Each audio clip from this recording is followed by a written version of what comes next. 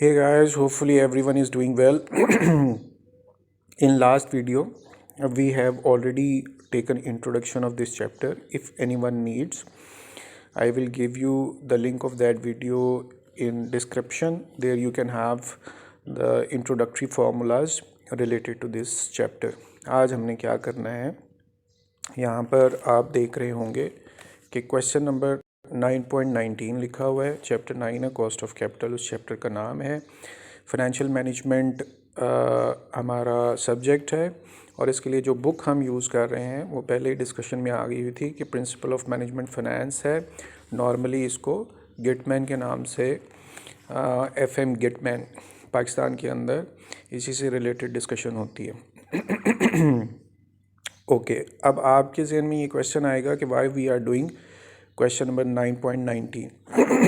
तो इस चैप्टर में जैसे इंट्रोडक्शन में पहले एक्सप्लेन किया था कि दो मेन चीज़ें हैं, डेट फाइनेंसिंग और इक्विटी फाइनेंसिंग। तो उससे रिलेटेड जितने फार्मूलाज हैं वो सब क्वेश्चन नंबर 9.19 के अंदर हैं। अगर ये क्वेश्चन आप कर लेंगे तो पूरा चैप्टर आपके लिए बहुत आसान होगा।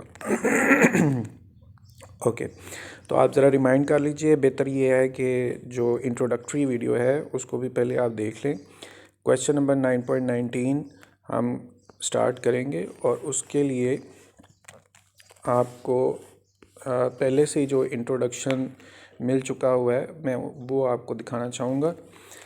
तो हमने तब डिस्कस किया था कि ये जो कॉस्ट ऑफ कैपिटल है इस चैप्टर्स के लिए ज़रूरी है। तो investment which is made by owner of the business that is called capital, और वो हमें क्या कॉस्ट पड़ती है उस कैपिटल की वो हम इस चैप्टर में डिस्कस करेंगे। और capital the amount which is invested by the business can be divided into two parts. अगर वो उधार लेकर आ रहा है, लोन लिया है किसी से, और तो तब we will be considering that sort of financing as debt financing. If owner of the business is not taking loan, rather than that they have invested their own money, तो that is called equity financing। तो cost of capital को या capital को दो हिस्सों में divide किया, उधार लिया तो debt financing, और अगर आपने खुद से पैसे लगाए और किसी से लोन नहीं लिया तो that is called equity financing। तो पहले तो ये दो पार्ट्स में डिवाइड करना था और फिर नेक्स्ट आपने जो इक्विटी फाइनेंसिंग है उसके तीन पार्ट्स में डिवीजन थी। अगर आपने ऑर्डिनरी पब्लिक से इन्वेस्टमेंट ली और उनको शेयर्स अलॉट किए, that is called common stock. अगर आपने कुछ स्पेसिफिक टर्म्स और कंडीशंस पर लोगों से पैसे लिए वो प्रेफर्ड स्टॉक है। और इसमें इसको प्रेफर्ड स्टॉक क्यों बोलते हैं? क्योंकि common stock will have to face loss as well. If company is earning profit, common stock will get profit. If company is facing loss, common stock shareholders will have to face loss as well. एक बात, और preferred stock में कुछ terms होती हैं जो common stock यानी आम पब्लिक से कुछ थोड़ी सी हट के होती हैं। It might be possible that term and condition for preferred stock holders would be if company will face loss, preferred share holders will not face that loss. तो फिर इन दो में क्या फ़र्क हुआ? कॉमन स्टॉक के अंदर और प्रेफर्ड स्टॉक में कॉमन में लॉस भी बियर करेंगे और प्रेफर्ड स्टॉक में बाज़ औक़ात लॉस बियर नहीं करता। ये डिपेंड करता है कि क्या टर्म्स और कंडीशंस हैं। और उसके बाद रिटेन अर्निंग भी हमने एक्सप्लेन कर लिया था कि वो अमाउंट जो कंपनी प्रॉफिट के तौर पर डिस्ट्रीब्यूट करना चाहती है अपने शेयर होल्डर्स को लेकिन नहीं करती और अपने पास रखती है, that amount is to be considered as retain earning. और हमने इन तीनों के फार्मूलाज को भी डिस्कस कर लिया था, dividend divided by net cell, dividend divided by net cell. तो इन दोनों के अंदर क्या फ़र्क हमने डिस्कस किया था? जब कॉमन स्टॉक था तो ग्रोथ रेट ऐड करना है, और जब प्रेफर्ड स्टॉक होगा तो ग्रोथ रेट ऐड नहीं करना, सिर्फ डिविडेंड को नेट सेल्स पे डिवाइड करना। और फिर हमने रिटेन्ड अर्निंग को देखा, इसमें भी डिविडेंड है लेकिन डिवाइड हमने ग्रोथ सेल्स पे करना है और इसमें ग्रोथ रेट को हमने ऐड करना है। बहरहाल ये फार्मूलाज पहले आप याद कर लें, अच्छी तरह से समझ लें, तो फिर हम क्वेश्चन करने में हमें आसानी होगी। आज हमने जो क्वेश्चन सॉल्व करना है उसके अंदर डेट फाइनेंसिंग कैलकुलेट करेंगे, कॉमन स्टॉक कैलकुलेट करेंगे, cost of preferred stock calculate करेंगे और कॉस्ट ऑफ रिटेन्ड अर्निंग हम कैलकुलेट करना सीखेंगे। इन 3 के फार्मूलाज इधर लिखे हुए हैं और जो डेट फाइनेंसिंग है उसका फार्मूला यहाँ लिखा हुआ है। ये भी पहले से डिस्कस हुआ था। इसमें इंटरेस्ट की अमाउंट लेंगे और एक बॉन्ड की या डिबेंचर की जो फेस वैल्यू है, यहाँ पे आपको नज़र आ रहा होगा, उसकी फेस वैल्यू को लेंगे, उसमें से सेल प्राइस लेस करेंगे, नंबर ऑफ़ ईयर्स पे डिवाइड करेंगे और फेस और सेल प्राइस को ऐड करके 2 पे डिवाइड करेंगे। ये फार्मूला हमने पिछली इंट्रोडक्टरी वीडियो के अंदर अच्छी तरह से इसको समझ लिया था। तो चूँकि आज हमारा फोकस ये है कि हम क्वेश्चन नंबर 9 करेंगे और उस क्वेश्चन नंबर 9 में हम डेट फाइनेंसिंग की कैलकुलेशन करेंगे, जैसे मैंने पहले रिक्वेस्ट की, कॉमन स्टॉक की कैलकुलेशन करेंगे और then we will calculate cost of preferred stock, cost of retain earning. तो ये 4 कॉस्ट हम कैलकुलेट करेंगे और एक नेक्स्ट टॉपिक है जो आगे चल के उस क्वेश्चन के अंदर हम डिस्कस करेंगे। तो अब देखते हैं कि क्वेश्चन जो हमारे पास है 9,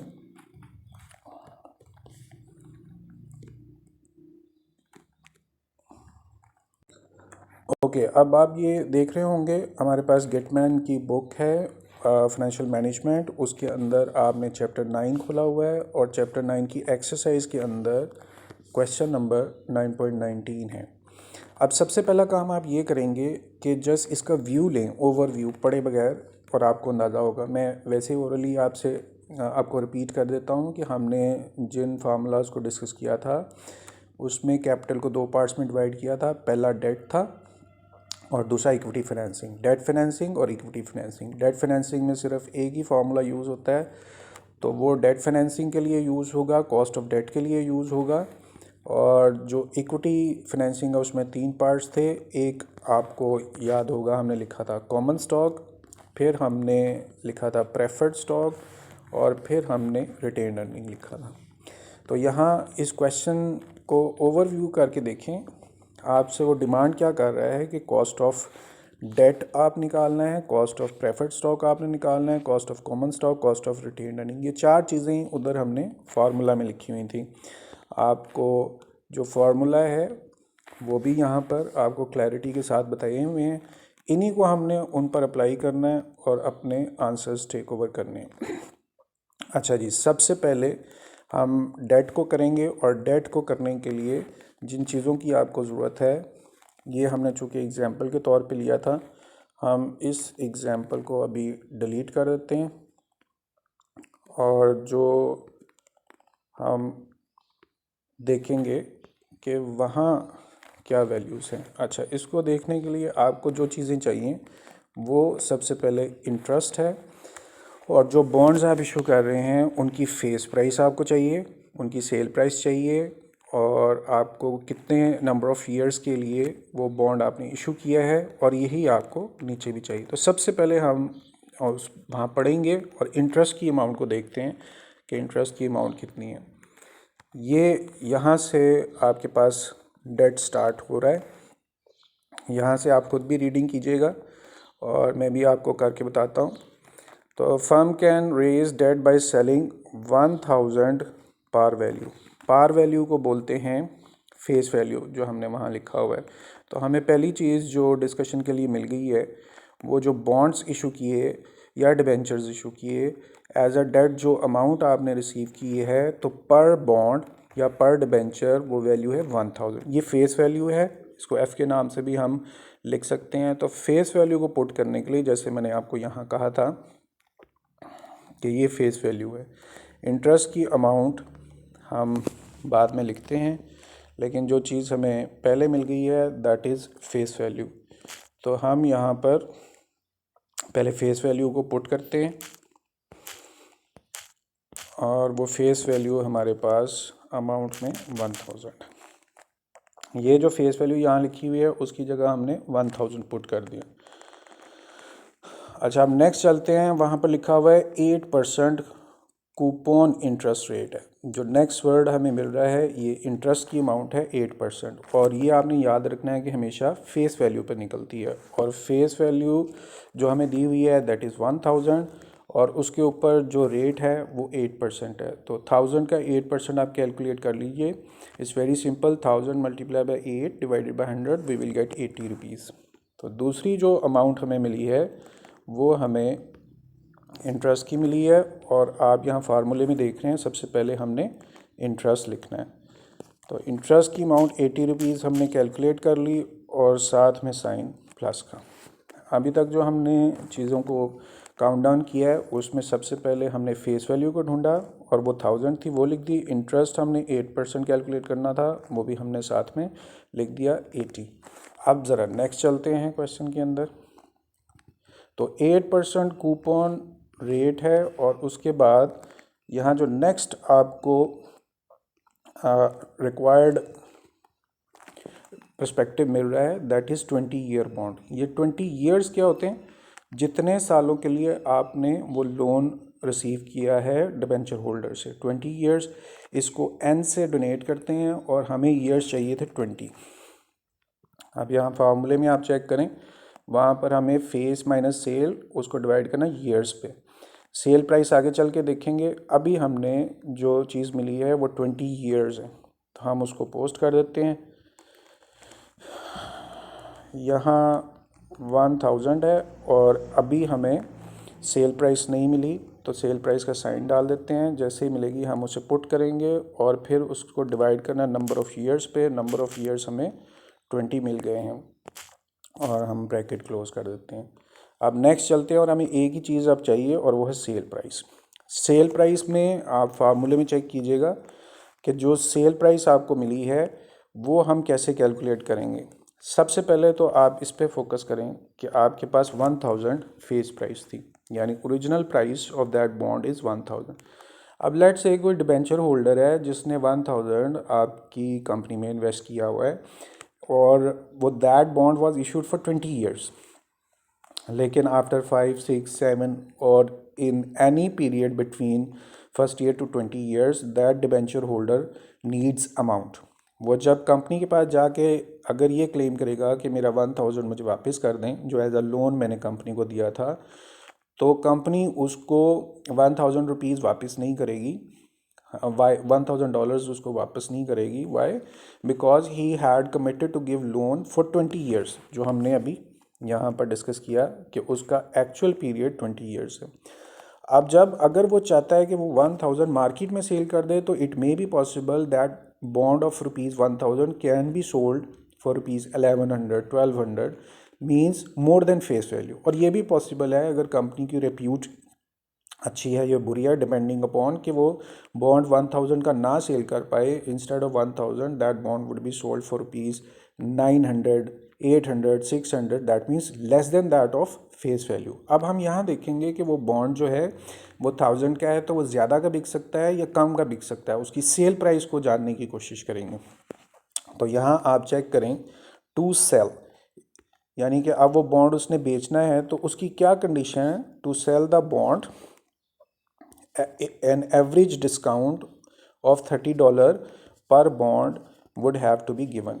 यहाँ पर पहली बात जो डिस्कस हो रही है कि अगर वो 1000 का बॉन्ड है तो उसको 30 रुपये $30 जो हैं, since we are use to with the currency in Pakistan as rupees, तो मैं फ्रीक्वेंटली उसको रुपीज़ बोल रहा हूँ, लेकिन चूँकि इंटरनेशनल एडिशन है तो वो डॉलर्स हैं, तो काइंडली आप इसको एडजस्ट कर लीजिएगा। ओके, तो डिस्काउंट आपको दिया है 30, तो 1000 उसकी फेस प्राइस थी, मगर अगर आपने उस पर कोई डिस्काउंट देना है तो वो 30 रुपीज़ है। तो 1000 का प्राइस बॉन्ड, उसमें से 30 डिस्काउंट चला गया, जिससे उसकी प्राइस कम हो जाएगी सेलिंग, और 1000 की बजाय वो 970 होगा। ओके, कुछ और भी आगे देखते हैं। एक तो डिस्काउंट दिया 30 रुपीज़, और यहाँ पर एक और कंडीशन आ रही है कि firm also must pay flotation cost of 30। तो 1000 का बॉन्ड था, उस पर 30 रुपये पहले ही डिस्काउंट दे चुके हुए थे हम, तो 970 हो गया, और उस पर 30 रुपीज़ कॉस्ट और आ रही है, तो फिर दोबारा से 30 रुपीज़ कम, यानी टोटल 60 रुपीज़ हमें कॉस्ट कर रहा है अगर हम बेचना चाहते हैं अपना 1000 वाला बॉन्ड। तो इसका मतलब ये हुआ 1000 minus 60, 940 would be the selling price. तो यहाँ पर अब जब आप सेलिंग प्राइस इस फार्मूले में पुट करेंगे तो हमारा फेस माइनस सेल प्राइस लिखा हुआ है। इसी तरह हमारे पास फेस प्राइस थी 1000, तो सेल प्राइस अभी कैलकुलेट की है, बताइए क्या है वो, 940। अच्छा जी, ये ऊपर वाला पार्ट हमने इसका सॉल्व कर लिया, जिसके अंदर हमने क्या करना था, इंटरेस्ट की अमाउंट 80 थी, उसमें हमने प्लस करना था एक वैल्यू नेक्स्ट जो हमने डिस्कस करनी थी, that was face price. Face 1000 थी, सेल प्राइस माइनस करनी थी 940 थी, और नंबर ऑफ़ ईयर्स 20 थे। अब नीचे वाले जो इसको डिवाइड करना है जिस पर नीचे वाले five, that's absolutely same what we have written above. Face में ऊपर आपने सेल वैल्यू को माइनस करना था, या फेस में सेल प्राइस को आपने प्लस करना है। तो ये भी हम देख चुके हैं कि face price already that was 1000, और फिर हमने इसमें प्लस करना है 940 को, और इसको डिवाइड करना है 2 पर। इस तरह से ये हमारा फार्मूला यहाँ पर कंप्लीट होता है। ये किसी भी कैलकुलेटर पर इजीली हो सकता है। आपके पास अगर साइंटिफिक कैलकुलेटर भी नहीं है तो भी ये इजी है, आप इसको अलग अलग अमाउंट्स को कैलकुलेट करके लिख सकते हैं। अगर आपके पास साइंटिफिक कैलकुलेटर है तो एक ही दफ़ा लिखा जा सकता है, इसको एक्सेल पे फॉर्मुलेट करके भी लिखा जा सकता है साथ में। हम अगर कैलकुलेट यूज़ करते हैं तो उस कैलकुलेटर अगर यूज़ करेंगे तो उसके लिए आपके पास ऑप्शन बहुत आसान है। सबसे पहले हमने इंटरेस्ट को लिखा था 80, और उसमें आपने प्लस किया था 1000 जो उसकी फेस प्राइस थी। फेस प्राइस में से 940 आपने सेल प्राइस को लेस किया था। डिवाइड इसको करना था नंबर ऑफ़ ईयर्स पे, वो 20 थे। और डिनोमिनेटर में आपने 1000 उसकी फेस प्राइस थी, उसमें 940 उसकी सेल प्राइस को प्लस करना था और 2 पे डिवाइड करना था। तो ये फार्मूला आपको नज़र आ रहा होगा। ये अमाउंट ऑफ इंटरेस्ट थी, सबसे पहले 80 लिखी हुई है, उसमें फेस प्राइस में सेल प्राइस लेस की, 1000 में 940 लेस किया, नंबर ऑफ़ ईयर 20 पे डिवाइड किया, और फिर 1000 में 940 प्लस करके 2 पे डिवाइड किया। अब ये एक अमाउंट आपके पास आ रही है 0.0855, ये इसके कॉस्ट ऑफ डेट है। उसका हम आंसर यहाँ पर लिख देते हैं। जो हमारे पास आंसर आ रहा है वो 0.85, तो इसको हम 0.0856 के तौर पे लिख लेते हैं। अच्छा, इसमें आप गौर कीजिएगा कि ये परसेंटेज है, ये कॉस्ट ऑफ डेट हमेशा परसेंटेज में आती है। अगर आपने इस अमाउंट को परसेंटेज बनाना है तो आप सिर्फ इसको मल्टीप्लाई बाय 100 कर देंगे और परसेंटेज की फॉर्म में इसको लिख देंगे। तो जब आप मल्टीप्लाई करेंगे तो 8.56 और साथ में इसको आप मेंशन कर दें कि ये परसेंटेज है। तो यहाँ आपके पास जो कॉस्ट ऑफ डेट आपने कैलकुलेट करके लिख ली है वो है 8.56। अच्छा जी, अब क्वेश्चन में आप गौर कीजिएगा कि सबसे पहले चूँकि कॉस्ट ऑफ डेट निकालना था, तो क्वेश्चन में जो रिक्वायरमेंट है इसको आप देखिए, कैलकुलेट कॉस्ट ऑफ डेट। लेकिन यहाँ आप पढ़ेंगे तो आपको नज़र आ रहा है after tax, calculate after tax cost of debt. हमने कॉस्ट ऑफ डेट तो निकाल ली, लेकिन ये आफ्टर टैक्स क्या है, उसके लिए आप यहाँ पर जहाँ क्वेश्चन स्टार्ट हो रहा है वहाँ आप गौर से देखिए कि ये जो फर्म है वो 40% टैक्स ब्रैकेट के अंदर जा रही है। तो आप जो आपकी परसेंटेज आई है उसमें 40% टैक्स डिडक्ट करें, माइनस करें, और बाकी का आंसर आपने लिखना है। उसका बहुत आसान तरीका है कि आप जब कैलकुलेट करें तो जो आपकी कॉस्ट का आंसर आया है आप उसमें 1 माइनस जितने परसेंट टैक्स है वो आपने अभी देखा 40% है, 40 को 100 पे डिवाइड किया तो 1.4 आ गया। इसी को कैलकुलेट करने के लिए आप क्या करेंगे, कॉस्ट का आंसर आपके पास आया हुआ है 0.0856, तो आप वही आंसर यहाँ पे लिखेंगे 0.0856 और उसको आप मल्टीप्लाई करेंगे किससे, 1 माइनस 0.4 वो 0.6 आ गया, तो 0.6 से मल्टीप्लाई करेंगे तो आफ्टर टैक्स आपके पास अमाउंट आ जाएगी। तो इसको हम कैलकुलेट कर लेते हैं। ये आपके पास आंसर आया हुआ है ऑलरेडी, आपने सिर्फ इसको आंसर को मल्टीप्लाई करना है 1 माइनस 0.4 से। तो इस तरह से जो आंसर आ रहा है वो 0.0513 आ रहा है। वही आंसर आप यहाँ पोस्ट कर देंगे तो फाइनल जो आपके पास कॉस्ट ऑफ डेट आई, लेकिन आफ्टर टैक्स लिख देते हैं, वो आपके पास ये आंसर आपके पास आया हुआ है 0.0513। वही आप इधर भी लिख सकते हैं 0.0513। आप अगर इसको परसेंटेज के अंदर आप लिखना चाहते हैं तो मल्टीप्लाई बाय 100 करेंगे तो आंसर को आप 5.13 के आगे बिगर अमाउंट थी तो हम इसको राउंड करके लिख देते हैं 5.14। तो ये हमारे पास पहला आंसर हमने कैलकुलेट कर लिया है, जो कि इसको हम आंसर को ज़रा बेहतर व्यू दे देते हैं। पहला आंसर आपने कैलकुलेट कर लिया जो कॉस्ट ऑफ डेट थी आफ्टर टैक्स। ये जो आंसर आपने निकाला हुआ है ये कॉस्ट ऑफ डेट है बिफोर टैक्स, और फिर आपने इस पे जो फार्मूला लगाया 1 माइनस 0.4 कहाँ से आया है, वो जो 40% टैक्स ब्रैकेट थी वो 40 डिवाइड बाई 100 1.40 डिवाइड बाई 100 0.4, तो 1 में से 0.4 लेस करके उसको कॉस्ट से मल्टीप्लाई करना था। ये जो आंसर आपके पास आया हुआ है ये है cost of debt after tax. Alright, अब आपने जो पढ़ा था कि कॉस्ट ऑफ कैपिटल निकालनी है, उसके लेफ़्ट साइड पे लिखा हुआ था डेट फाइनेंसिंग। तो आपने पहला जो आंसर है डेट फाइनेंसिंग का वो फार्मूला अप्लाई करके निकाल लिया, जो हमारे पास फाइनल आंसर आ रहा है 5.14। ये 5.14 चूँकि परसेंटेज के अंदर है तो आप इसके साथ परसेंटेज लिखते हैं। ये पहला आंसर हमने कैलकुलेट कर लिया। अब हम अटेंटिव होंगे इन तीन चीज़ों के ऊपर, जो कॉमन स्टॉक है, प्रेफर्ड स्टॉक है और रिटेन्ड अर्निंग है। ओके जी, ये पहला जो आंसर आपने कैलकुलेट किया that was cost of debt. अब ज़रा नेक्स्ट रिक्वायरमेंट में देखते हैं। पहले आपने कैलकुलेट कर लिया ए पार्ट में cost of debt, second part में वो आपसे बोल रहा है कॉस्ट ऑफ प्रेफर्ड स्टॉक।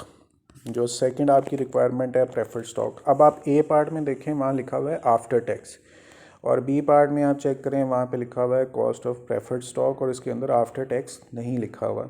तो अब यहाँ पर आप टैक्स की कैलकुलेशन में इसको इंक्लूड नहीं करेंगे, तो डायरेक्ट फार्मूला सिर्फ प्रेफर्ड स्टॉक का लगा देंगे। अब वापस आते हैं, यहाँ हमने कैलकुलेट करना था कॉमन स्टॉक। क्वेश्चन में पहले प्रेफर्ड स्टॉक मांगा हुआ है और उसके लिए जो आपको चाहिए सिर्फ दो चीज़ें, यहाँ डिविडेंड और नेट सेल्स पे आपने डिवाइड करना है। वापस अपने क्वेश्चन में चलते हैं। वहाँ जो बी पार्ट है वो प्रेफर्ड स्टॉक है, और जैसे आपसे डिस्कस हुआ है कि यहाँ पर सिर्फ डिविडेंड और नेट सेल्स आपको रिक्वायर्ड हैं। तो पढ़ते हैं, साथ में लिखा firm can sell 8% preferred stock. ये 8% एक्चुअली उसका डिविडेंड है और इट्स 95 पर शेयर पार वैल्यू। पार मैंने पहले भी आपसे डिस्कस किया था कि पार वैल्यू जो है वो सिर्फ फेस वैल्यू को बोलते हैं। तो 8% उसका डिविडेंड है 95। हम वापस अपने क्वेश्चन पे चलते हैं। ये पहले डिविडेंड कैलकुलेट करते हैं, और वो कैसे करना है, 95 उसकी फेस प्राइस है, और आपने मैं पहले भी बोला है कि डिविडेंड हो या इंटरेस्ट हो उसको हमेशा फेस वैल्यू पे कैलकुलेट करना है, और 8% इसका रेट है। तो 95 आपकी फेस प्राइस है, 8% रेट है, तो डिविडेंड हमारा यहाँ कैलकुलेट होके आ गया। कैसे कैलकुलेट किया, आप यहाँ से देख रहे हैं कि 95 फेस प्राइस थी, 8% उसका रेट दिया हुआ था, तो then we have calculated dividend as 7.56। नीचे देखें, आपको नेट सेल्स चाहिए। पहले भी मैंने डिस्कस किया है कि नेट सेल्स का क्या मतलब है कि जो ग्रॉस सेल असल प्राइस होती है उसके अंदर जो असल प्राइस हमने देखी 95, अगर कोई फ्लोटेशन कॉस्ट है, अगर कोई डिस्काउंट है तो आप लेस करेंगे। क्वेश्चन में चेक करते हैं कि क्या हमारे पास कोई कॉस्ट आ रही है यहाँ पर। तो यहाँ आप क्वेश्चन में पढ़ें कि जो प्रेफर्ड स्टॉक है उस वो it is expected to be 5 per share. वो क्या चीज़ आ रही है, cost of issuing and selling. Cost of issuing and selling preferred stock is expected to be $5 per share. तो 95 रुपये 95 रुपीज़ वो $95 एक्चुअली वो price of face price of bond है, उस पर ₹5 $5 जो है वो कॉस्ट आ रही है। तो 95 फेस प्राइस, 5 कॉस्ट, तो कॉस्ट ये जो $5 कॉस्ट है उसकी वजह से आपकी जो सेल प्राइस है जब उसे नेट करना होगा तो लेस करेंगे। इसका मतलब है जो नेट प्राइस आपके पास आ रही है दैट इज़ 90।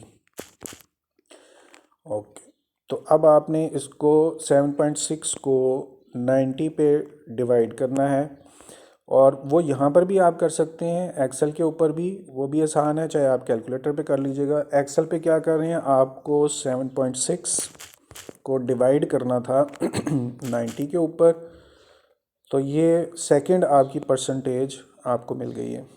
ये आंसर है आपका कॉस्ट ऑफ प्रेफर्ड स्टॉक। अब ये परसेंटेज में नहीं लिखी हुई, तो आप इसमें परसेंटेज बनानी हो तो पहले भी डिस्कस किया है कि जो भी आंसर होगा आप उसको मल्टीप्लाई बाय 100 कर दें। तो आपने क्या किया कि जो आपका आंसर है इसको मल्टीप्लाई बाय 100 कर दें, तो परसेंटेज में आपको इसका आंसर मिल जाएगा। तो वो आंसर आपका 8.44 ये परसेंटेज है। अच्छा जी, अब हमने दो कैलकुलेशन कर ली, एक डेट की और एक ये प्रेफर्ड स्टॉक की, जो 8.44% आपका आंसर आ गया सेकंड। क्वेश्चन की तरफ आप वापस आएँ। यहाँ पर आपने पहले कॉस्ट ऑफ डेट कैलकुलेट कर ली, फिर उसके बाद cost of preferred stock calculate कर लिया। अब रिक्वायरमेंट भी देखते हैं कि नेक्स्ट वो आपसे क्या बोल रहा है।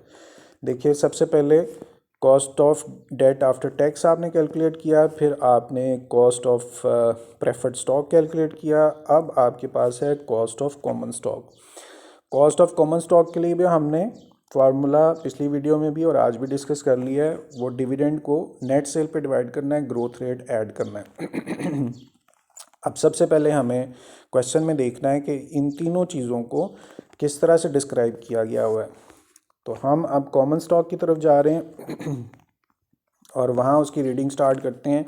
तो common stock is currently selling at ₹90। ये आपके पास प्राइस है उसकी 90। अब क्वेश्चन में आप चेक करें, आपको नेट सेल्स चाहिए। नेट सेल्स वही है जब कॉस्ट जो एक्चुअल उसकी प्राइस है, अगर उसके ऊपर फ्लोटेशन कॉस्ट या डिस्काउंट है तो उसको लेस करना है। तो अभी तो आपके पास 90 रुपीज़ उसकी प्राइस है, लेकिन हम देखेंगे कि इसके अंदर कुछ कॉस्ट तो नहीं है। नेक्स्ट पढ़ रहे हैं, तो firm aspects of cash dividend of ₹7। ये उसने खुद ही डिविडेंड कैलकुलेट करके आपको दे दिया है 7। तो क्वेश्चन में ऊपर आपने डिविडेंड लिखना था और डिविडेंड कैलकुलेटेड फॉर्म में मिल गया हमें 7। ओके, अब नीचे आपको नेट सेल्स चाहिए। नेट सेल्स के लिए अभी 90 तो उसने दिया हुआ है, लेकिन हमने क्या चेक करना है कि क्या इसके ऊपर कोई कॉस्ट तो नहीं है। तो उसके लिए हम पढ़ रहे हैं यहाँ से कि firms dividend had been growing at an annual rate of 6%। तो यहाँ पर आपको 6% ग्रोथ रेट मिल रहा है। वो आपने देखा कि यहाँ जो फार्मूला लिखा हुआ है उस फार्मूले में ग्रोथ रेट को आपने प्लस करना है। 7 आपके पास ऑलरेडी डिविडेंड आया हुआ है, तो फार्मूले में आप क्या करेंगे, डिविडेंड को आपने डिवाइड करना है। लेकिन चूँकि आपके पास अभी नेट सेल्स नहीं आई और उसमें ग्रोथ रेट जो कि 6% दिया हुआ है वो 0.06 हमने पहले लिख दिया। अब हमें सिर्फ एक चीज़ चाहिए और वो है नेट सेल्स। ये एरर इसलिए आ रहा है कि अभी हमने नेट सेल्स की अमाउंट नहीं लिखी। तो नेट सेल की अमाउंट हम कैलकुलेट करने के लिए वापस फार्मूले में जाते हैं और वहाँ पर लिखा हुआ है कि इस the stock must be under priced by 7।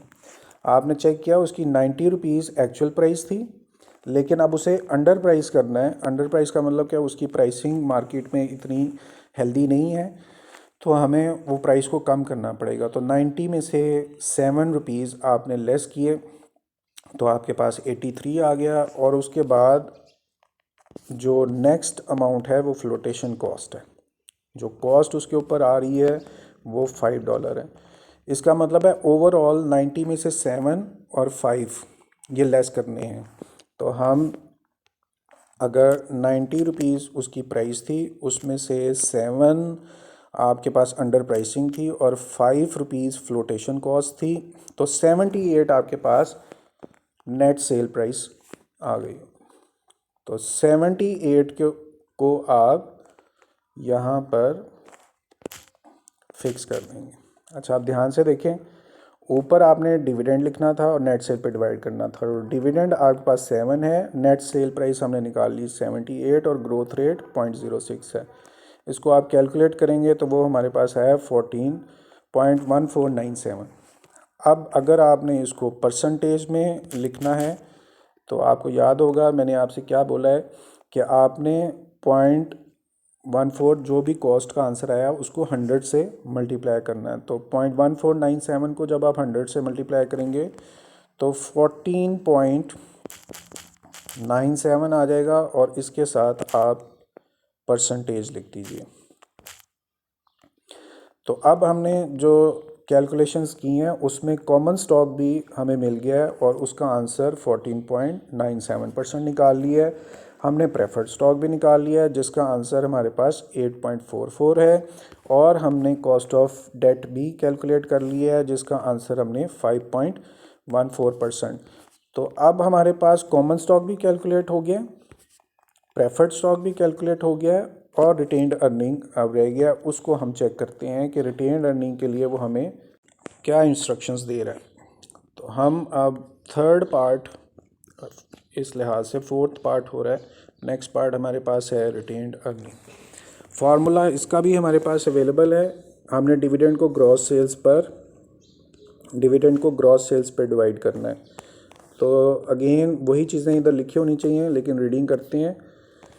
यहाँ पर इस पूरी मेजरमेंट के अंदर जब आप सारा रीडिंग करेंगे तो इम्पॉर्टेंट लाइन जो है वो यहाँ नीचे है, टाइम कम लगेगा। हम ये वाली लाइन जो है ये रीड करते हैं पहले। Once these retained earnings are exhausted the firm will use new common stock. This is very important for you. अच्छा, रिटेन्ड अर्निंग हमने पहले भी डिस्कस किया। जो ऑर्गेनाइजेशन है, जो पब्लिक लिमिटेड कंपनी है, if that company is earning profit and company is not ready to distribute that profit among share holders. Company को प्रॉफिट हुआ लेकिन कंपनी ने उस प्रॉफिट को शेयर होल्डर्स में डिस्ट्रीब्यूट नहीं किया, वो रिटेन्ड अर्निंग है। लेकिन चूंकि वो एग्जॉस्ट हो गई हुई है तो firm will use common stock, जो हाईलाइट किया हुआ है। इसका मतलब है जो कुछ आपको कॉमन स्टॉक में दिया हुआ है वही डिविडेंड और वही सेल की प्राइस आप यहाँ यूज़ करेंगे। फार्मूला पहले आप चेक करें, वो है डिविडेंड को ग्रॉस सेल पे डिवाइड करना है। तो कॉमन स्टॉक के अंदर आपने डिविडेंड को पहले ही देख लिया था, जो 7 रुपीज़ आपको यहाँ पर कैलकुलेट होके आया था। ओके, तो इसका मतलब है कि यहाँ डिविडेंड की प्राइस को कैलकुलेट करना कोई प्रॉब्लम नहीं है। डिविडेंड आपको पहले से ही मिल गया, उसने हमें पहले इंस्ट्रक्शंस दी हैं कि आपने कॉमन स्टॉक को यूज़ करना है। अब हमें ग्रॉस सेल्स यहाँ पर चाहिए। ग्रॉस सेल्स का मतलब जैसे हमने कॉमन स्टॉक में यूज़ किया तो नेट सेल्स आपको फॉर्मूले में चाहिए थी। नेट सेल में सारी कॉस्ट लेस कर देती हैं, चाहे वो डिस्काउंट है चाहे वो फ्लोटेशन कॉस्ट है। लेकिन जो ग्रॉस सेल्स है इसके अंदर आपने फ्लोटेशन कॉस्ट या किसी किस्म का भी डिस्काउंट वो लेस नहीं करना, एक्चुअल प्राइस लेनी है। तो हम कॉमन में जाकर देखते हैं, ये आपके पास कॉमन था, इसके अंदर जो इसकी एक्चुअल प्राइस थी दैट वाज 90। हालांकि हमने 90 में से 7 रुपीज़ और 5 रुपीज़ लेस करके नेट निकाला हुआ था। अब वो 7 और 5 हम लेस नहीं करेंगे और सिर्फ ग्रॉस सेल्स हमें चाहिए, जो 90 यहाँ पर गिवन है वही ग्रॉस सेल्स 90 हम यहाँ पर पुट कर देते हैं। तो 7 को सिर्फ 90 पे डिवाइड करके हमारे पास रिटेन्ड अर्निंग का आंसर आ जाएगा। तो अब इसको एक्सेल पे ही कैलकुलेट करते हैं, ज़्यादा कैलकुलेटर पे नहीं जाते।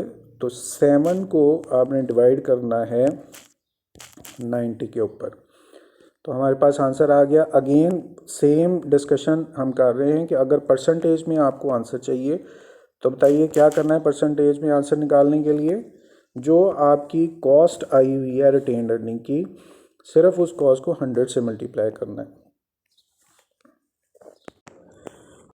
ओके, ये आंसर हमारे पास यहाँ पर आ गया। जो हमने डिविडेंड कैलकुलेट किया वो कॉमन स्टॉक वाला 70 यूज़ कर लिया, नीचे ग्रॉस सेल्स थी उसको भी वैसे ही यूज़ कर लिया। अब आपका यहाँ फॉर्मूले के अंदर एक पार्ट और है जिसको आप साथ में देखें कि लास्ट में आपने ग्रोथ रेट को ऐड करना है। और ग्रोथ रेट भी हमने, चूँकि वो रिटेन अर्निंग एग्जॉस्ट हो गई हुई है, जो ग्रोथ रेट आपने कॉमन में यूज़ किया है वही ग्रोथ रेट आप यहाँ पर भी यूज़ करेंगे। तो हम कॉमन स्टॉक में देखते हैं, वहाँ पर लास्ट में जाके ग्रोथ रेट ऐड करना था और ग्रोथ रेट यहाँ लास्ट में देखें 6% था जो हमने क्वेश्चन में से उठाया था। अब क्वेश्चन में भी एक दफ़ा कॉमन स्टॉक में जाते हैं, वहाँ पर आप यहाँ देख लें कि जो एनुअल ग्रोइंग रेट है वो मेंशन था 6%। वही 6% आप यहाँ पे रिटेन अर्निंग में यूज़ करेंगे। तो उसी फार्मूले में जहाँ डिविडेंड था 7 और ग्रॉस सेल्स थी 90, उसमें बस प्लस कर देंगे जो आपने रेट निकाला हुआ है, जो रेट बुक में दिया हुआ है 6%। ओके जी, फाइनल आंसर हमारे पास आ गया 0.1377। और मैंने जैसे पहले कहा है कि अगर इसको परसेंटेज में आंसर को लिखना है तो आप सिंपली इसको 100 से मल्टीप्लाई कर दें, तो फाइनली आपके पास जो आंसर आएगा 13.77%। लें जी, पूरी कैलकुलेशंस हमारी कंप्लीट हो गई हैं, जिसमें हमने कॉमन स्टॉक का भी आंसर निकाला और वो कॉमन स्टॉक 14.97% है। प्रेफर्ड स्टॉक का आंसर निकाला, वो 8.4% है। रिटेन अर्निंग का भी आंसर हमने निकाल लिया है जो कि हमारे पास 13.77% निकला है। ओके जी, अब बुक की तरफ चलते हैं। जैसे मैंने स्टार्ट में आपको बोला था कि हमने जो ये 4 चीज़ें हैं, डेट फाइनेंसिंग और प्रेफर्ड स्टॉक, फिर कॉमन स्टॉक था, फिर रिटेन अर्निंग था, ये कैलकुलेशंस हमने कंप्लीट कर ली। क्वेश्चन में स्टार्ट में मैंने आपको बोला था कि एक टॉपिक इससे रिलेटेड सिर्फ और रह गया है। यहाँ पर ये जो हमारे पास 3 रिक्वायरमेंट्स हैं वो पूरी हैं। इसके साथ हमने रिटेन अर्निंग एक एक्स्ट्रा कैलकुलेशन की है, वो मैं अब बताने लगा हूँ आपको कि वो रिटेन अर्निंग की एक्स्ट्रा कैलकुलेशन क्यों की है, जबकि यहाँ पर 3 रिक्वायरमेंट्स थी, डेट की, प्रेफर्ड की और कॉमन की। तो why we had calculated retain earning, उसके लिए आपको नेक्स्ट बात जो समझनी है वो है weighted average cost of capital. इसको वैक बोलते हैं और it's very important for any business to assess और टू डिसाइड और to make any decision. Average cost of capital, weighted average cost of capital decide करने के लिए होता है और ये it's very easy to calculate. आपने अगर फर्स्ट ईयर में, इवन मैट्रिक के अंदर, 9-10 क्लास के अंदर अरिथमेटिक मीन कैलकुलेट करना सीखा था, तो बिल्कुल उसी तरीके से ये भी मीन है और एवरेज कैलकुलेशन है। इसमें 2 चीज़ें आपको दी हैं, यहाँ पर आप देख रहे होंगे कि वेट्स अवेलेबल हैं तीनों के, डेट के, स्टॉक के और कॉमन के। डेट के, प्रेफर्ड स्टॉक के और कॉमन के आपको रेट्स गिवन है। पहले आप एक कॉलम बनाएंगे और यही रेट आप उधर पोस्ट कर देंगे। तो हमें डेट का 30, प्रेफर्ड स्टॉक का 20 और कॉमन स्टॉक का 50 रेट दिया हुआ है। यहाँ पर जब आप वैक की आप कैलकुलेशन स्टार्ट करेंगे, मैंने आपको पहले बताया कि इट्स वेरी सिंपल। तो weighted average cost of capital आप कैलकुलेट करेंगे और इसके लिए जो रिक्वायरमेंट्स हैं वो बहुत सिंपल हैं। आपको यहाँ पर पहले वही वेट्स लिखने हैं जो क्वेश्चन के अंदर दिए हुए हैं। इन वेट्स के अंदर जो आपका कैपिटल्स हैं वो कौन से गिवन हैं, वो भी बुक के अंदर गिवन है। तो देखिए, आपको सबसे पहले डेट दिया हुआ 30%, तो आप यहाँ पर डेट ले लें और वो 30% है। 30% को डेसिमल फॉर्म में लिखना है, तो 0.3 यानी कि 30 को 100 पे आपने डिवाइड कर दिया। और नेक्स्ट जो इन्वेस्टमेंट आपके पास अवेलेबल है वो है प्रेफर्ड स्टॉक जो कि 20% है। तो आप यहाँ पर प्रेफर्ड स्टॉक ले लें और वो 20% है। 20 को 100 पे डिवाइड किया तो 0.2 आपके पास आ गया, 20 डिवाइड बाय 100। और जो थर्ड आपके पास अवेलेबल है वो कॉमन स्टॉक है और वो 50% है। तो यहाँ पर थर्ड कॉमन स्टॉक है और वो 50% है, और 50 को 100 पे डिवाइड करेंगे तो 0.5 आपके पास आ जाएगा। तो एक तरफ आपने वेट लेने हैं और दूसरी तरफ आपने उनकी कॉस्ट लेनी है। और कॉस्ट आपके पास, इनके आंसर्स आप पहले ही निकाल चुके हैं कॉस्ट के। सबसे पहला जो आपको चाहिए वो डेट है, तो डेट का आंसर आपने पहले निकाला हुआ है, वो आफ्टर टैक्स जो है 5.14 है, और या फिर आप इसको परसेंटेज के बगैर लिखना चाहें तो 0.0514 है। तो वही आंसर जो पहले से आप कैलकुलेट कर चुके हैं 0.0514, वो आपने यहाँ पुट कर दिया। अब देखें क्या आप कर रहे हैं, बुक में दिया हुआ था, कॉस्ट ऑफ बुक में दिया हुआ था जो आपने कॉस्ट ऑफ डेट के लिए उसका वेट था 30%, 30 को 100 पे डिवाइड किया तो 0.3, और जो कॉस्ट यानी कि जो आंसर आपने यहाँ पे फाइनल निकाला हुआ था 0.0514, वही आंसर आपने यहाँ पर पोस्ट कर दिया। दूसरा आपको प्रेफर्ड स्टॉक चाहिए था। अब प्रेफर्ड स्टॉक का आंसर भी आपने निकाला हुआ है, तो चूँकि हमने इसको डेसिमल फॉर्मेट में लिखना है, वो आंसर आपके पास 0.084 है, वही आंसर आप यहाँ पोस्ट कर दें 0.084444। देखें ये वाला आंसर है 0.0844, और वो प्रेफर्ड स्टॉक का आंसर था, वही आंसर आपने इधर पोस्ट कर दिया। ओके, तो दो आंसर आपके पास हो गए। एक प्रेफर्ड स्टॉक है, उसकी परसेंटेज ये वाली बुक में दी हुई थी 20%, 20/100 कर दिया, और ये आंसर आपने खुद कैलकुलेट किया था यहाँ पर किसका, प्रेफर्ड स्टॉक का, वो आंसर आपने यहाँ पर डेसिमल फॉर्मेट के अंदर लिख दिया। लास्ट जो आपको चाहिए वो कॉमन स्टॉक है, और यहाँ जो सबसे पहले आपने कॉमन स्टॉक कैलकुलेट किया था उसका आंसर भी हमारे पास अवेलेबल है 0.1497, वही आंसर आप यहाँ पे पोस्ट कर देंगे 0.14, आंसर था 97, तो 97 आपने यहाँ पोस्ट कर दिया। ओके, ध्यान से देखिए कि आपने अब एवरेज कैलकुलेट करनी है। ये जो पॉइंट्स थे, डेट, प्रेफर्ड स्टॉक, ये मैंने आपको बताया कि परसेंटेज यहाँ पे दी हुई थी, हमने सिर्फ उसको 100 पे डिवाइड करके उन्हीं परसेंटेजेस को यहाँ उसके सामने लिख दिया। और जो कॉस्ट है वो एक्चुअली क्या है कि आपने जो आंसर्स पहले से निकाले हुए हैं वो आंसर्स आप इस जगह पर पोस्ट कर देंगे। अब next is very easy to understand, ये आपके पास वेट हैं, ये उसकी कॉस्ट है। आपको याद होगा 9-10 में आपने वेटेड एवरेज निकाली हुई थी, तो वेट को आपने कॉस्ट पे डिवाइड करना है और वेट्स पे ही डिवाइड करना है। चूँकि हमने पहले ही 100 से इसको डिवाइड कर चुके हुए हैं, तो अब आप क्या करेंगे, वेट को सिर्फ कॉस्ट से मल्टीप्लाई कर देंगे और उसको सम अप कर लेंगे, तो वो weighted average cost of capital total आ जाएगा। मतलब आप क्या करना चाह रहे हैं, जो आपने वेट्स लिखे हैं इनको सिर्फ मल्टीप्लाई करना है जो आपने कॉस्ट कैलकुलेट की हुई है। तो ये सबसे पहले आपके पास निकला है डेट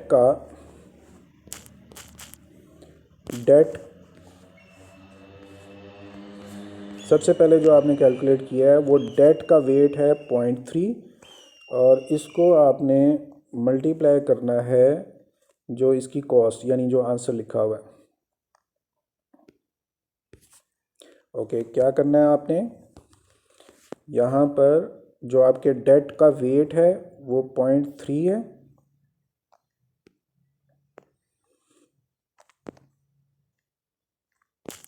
जस्ट अ सेकेंड, ये जो स्टेरिक लगा हुआ है ये स्टेरिक नहीं यहाँ होना चाहिए था, इसको मिटा देते हैं। ओके, तो अब आप आइए, यहाँ पर आपने वेट को कॉस्ट से मल्टीप्लाई करना था, तो ये उसका वेट है और ये कॉस्ट है, उसको मल्टीप्लाई किया तो फाइनल आंसर आपके पास यहाँ पे अवेलेबल हो गया 0.015। अब जो ये सेम है वही आपने प्रेफर्ड स्टॉक के लिए करना है, वही आपने कॉमन स्टॉक के लिए करना है। तो यहाँ इसी फॉर्मूले को हम कॉपी करके इधर पेस्ट कर देते हैं। लेकिन जी वो हमारी कैलकुलेशन कंप्लीट होगी। हमने वेट को कॉस्ट से मल्टीप्लाई करना था और यहाँ हमने वेट को कॉस्ट से मल्टीप्लाई कर दिया है। अब आखिरी आंसर जो weighted average cost of capital है, उसके लिए आपने सिर्फ सम करना है। ये जो लास्ट कॉलम मल्टीप्लाई करके आया हुआ है इसको आप बस सम कर दीजिए, तो ये आपके पास फाइनल आंसर आ गया है weighted average cost of capital का 0.10758। अच्छा, इसको जब मैंने पहले भी बताया कि आपने परसेंटेज फॉर्मेट में लिखना है तो सिर्फ 100 से मल्टीप्लाई कर दें। तो जब आप इसको 100 से मल्टीप्लाई करेंगे 10.71 है, आगे 5 है, तो उसको आप राउंड ऑफ कर दें। 100 से मल्टीप्लाई करने के बाद 10.72 आपके पास एज अ परसेंटेज आंसर आ जाएगा। ओके जी, अब यहाँ पे आप फॉलो कर लें। ये जो लास्ट आंसर आपको मिला है ये weighted average cost of capital मिला है, जिसको आप अगर शॉर्ट फॉर्मेट में लिख देंगे तो वो weighted average cost of capital यानी कि वैक की कैलकुलेशंस हो जाएंगी। यहाँ आप गौर कर लीजिए, आपने चारों आंसर अपने कैलकुलेट कर लिए हुए हैं। Weighted average cost of capital final answer आपका आ रहा है 10.72%। अब एक दफ़ा ब्रीफ देख लें। आपने सबसे पहले डेट की कैलकुलेशन की थी और उसका आंसर आया हुआ था 0.0514 या 5.14%। फिर आपने कॉमन स्टॉक की कैलकुलेशन की, वो आया आपके पास 14.97%। फिर प्रेफर्ड स्टॉक की कैलकुलेशन की, वो आपके पास है 8.4%। फिर आपने रिटेन अर्निंग की कैलकुलेशन की, वो आया 13.77%। अच्छा जी, और इन सारी आंसर्स को आपने जो पहले कैलकुलेट किए वो यहाँ लिख दिए, और ये वेट्स आपको मैं पहले भी बार बार दिखा चुका हूँ। ये वेट्स आपको बुक में दिए हुए थे, वही वेट्स आपने पकड़ के यहाँ पे लिख दिए। ये आपने ऊपर आंसर निकाले, इस वेट और कॉस्ट को आपने मल्टीप्लाई किया और फाइनली आपने उसको सम अप कर लिया। जो आया 0.107 मल्टीप्लाई बाय 100 करके आपके पास weighted average cost of capital जो फाइनल पूरे बिजनेस में जो कॉस्ट कर रही है वो 10.72% आपके पास आ। ओके जी, ये पूरा हमारा क्वेश्चन सॉल्व हो गया है।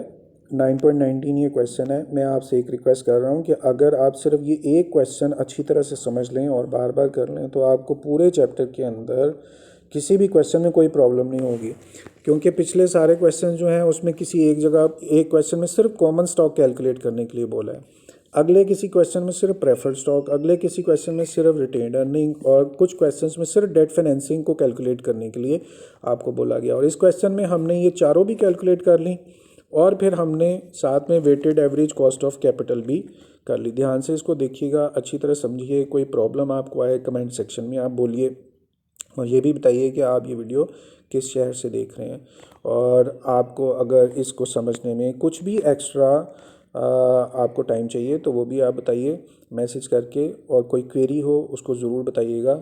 Thank you very much. इसको अच्छी तरह से आप समझ लीजिएगा।